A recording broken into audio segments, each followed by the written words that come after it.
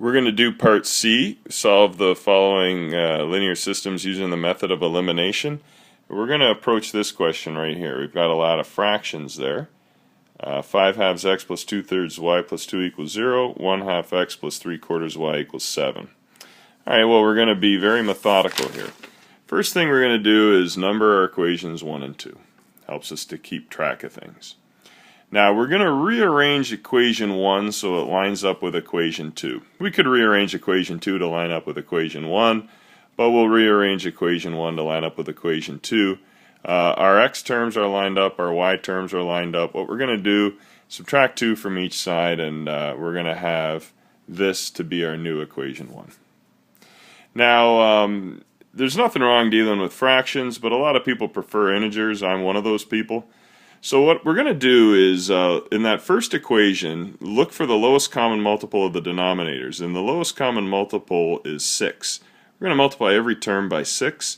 And similarly, in the second one, the lowest common multiple of 2 and 4 is 4. We're going to multiply every term by 4. So that's just a verbal explanation there. Okay? Now, what happens when we multiply equation 1 by 6 is we get 15x plus 4y equals negative 12. And multiplying equation 2 by 4 gives us 2x plus 3y equals 28. Okay? What we're then going to do is a pretty standard elimination. We could multiply this by 3 and this by 4, but instead I'm going to multiply this by 2 and this by 15. The only reason I'm doing that is I've been eliminating in the other questions. I keep on eliminating the y terms, and I just don't want you to think you have to eliminate the y's. You can eliminate the x's if you want. So in this particular question, we'll eliminate the x's. So we're going to multiply this entire equation, every term in it on both sides, by 2, and this entire equation by 15. Okay? So what that gives us, it's 30x plus 8y equals negative 24 for the first equation. And the second equation, multiplying it by 15, gives us 30x plus 45y equals 420. What we're then going to do, because our terms that we're choosing to eliminate have the same sign in front, we're going to subtract. So subtracting gets rid of our x terms. 8y minus 45y is negative 37y. Negative 24 minus 420 is negative 444.